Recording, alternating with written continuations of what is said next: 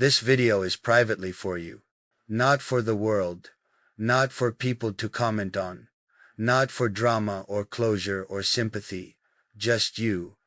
Because there are still things I need to say, not in anger, not to change your mind, but because they've been sitting on my chest like weight I can't breathe under. I don't even know if you'll watch this. Maybe you've moved on already. Maybe hearing my voice will feel like too much. But I had to try. I had to leave something behind that tells you were never just another chapter for me. You were the whole book I prayed would never end. And even though we didn't make it, I still think of you every day, quietly, in moments no one sees. I don't want anything from you. I'm not hoping you'll call after this or send a message. I'm not waiting for some dramatic reunion. I just want you to know I meant it. Every word, every moment, every version of I love you I ever whispered, even the ones I was too scared to say out loud. You mattered, you still do. And I know I failed in ways you'll never say out loud, and I know you loved me in ways I only understood too late.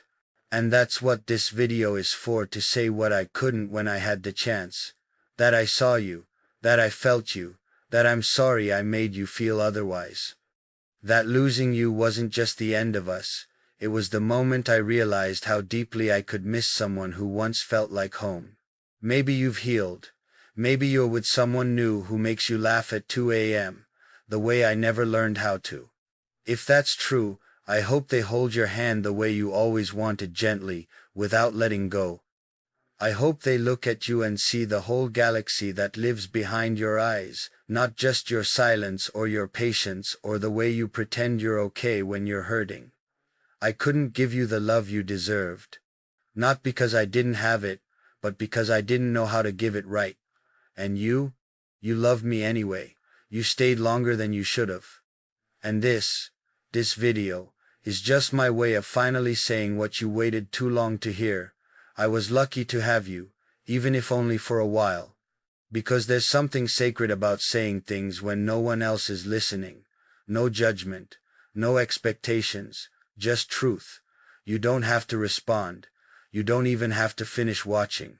I just want you to hear me, even if it's only for a minute, even if it's just in passing, even if you've already packed me away in some closed-off corner of your heart. I still remember the way your eyes softened when you were half asleep and your guard was down. I still remember the way your voice cracked when you talked about the things that scared you. You gave me pieces of your soul you hadn't shown anyone. And I'll spend the rest of my life grateful that you trusted me with them, even if I didn't hold them the way you deserved. I replay things, little things, like how you used to say my name when no one else was around, softer, slower, like it meant something. I still remember how your laugh changed depending on the time of day. How your silence wasn't cold, it was heavy. And I hated myself on the days I didn't know how to reach through it. I didn't always get it right. I know that. I made mistakes that still echo through my mind at night. But never doubt this: I loved you. I loved you with the kind of quiet devotion that doesn't always show up in big gestures, but in the way I noticed every version of you, and I still carry you in the softest parts of me. Maybe we'll never speak again. Maybe we were just one of those almosts that the universe writes with a trembling hand. But if you've ever wondered whether you mattered, you did. More than anyone. More than you'll probably ever know. I see now how strong you were to love me while breaking, to hold me up while your own knees were shaking. And maybe someday, years from now, you'll hear my voice somewhere, a memory, a dream, a quiet echo, and you'll feel a little warmth. A reminder that someone, once, loved you fully, even if clumsily. So I'm sending this not because I want to reopen wounds, but because I want to leave something behind that's real. Not silence, not confusion, just this: you were loved. You were seen. And if I could go back, I'd hold you tighter every time. Because I couldn't say it when you were in front of me. I froze like I always do when feelings get too big for words. But now that it's quiet, now that I'm alone with nothing but your memory, the words come pouring out. I keep thinking about all the moments I should have held your hand tighter. The times you looked at me like you were waiting for something, anything, and I gave you silence. And now I know you were never asking for too much. You were asking to be chosen, to be felt, to be loved out loud, and I failed at that in ways I'll regret for the rest of my life. Not because I didn't love you, but because I didn't know how to show it when it mattered most. You were patient with me, so patient. You held your tongue when you wanted to scream. You stayed on days you should have walked away. You tried God. You tried to meet me where I was, even when it meant abandoning pieces of yourself to make me feel safe. I see it now.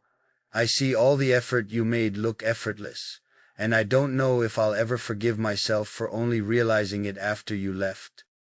That's the cruelest part of love. Sometimes we only see how much someone gave when there's nothing left to receive.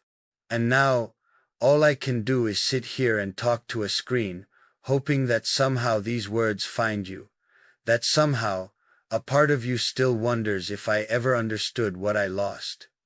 I do. I do now, completely, painfully, entirely. I think of you in quiet places, not the loud, dramatic spaces, but the in-between, when I'm washing my hands and your favorite song comes on, when I'm walking home and past the spot where we stood in the rain that day, when I'm lying in bed and turn to the side where you used to sleep. It's in those moments I whisper your name to no one, not to bring you back, but to keep you close in whatever small, invisible way I still can. You were never just a part of my life. You were the feeling that made it feel alive. And even now, with time stretching between us like a river I can't cross, I still carry you like breath. Quiet, constant, unseen by everyone else. So if you're watching this, I'm not asking you to return. I'm not asking for a second chance or another try. I just want you to know the truth I couldn't say when I had you. You were everything. And losing you was the moment I learned what it truly means to break. Without making a sound.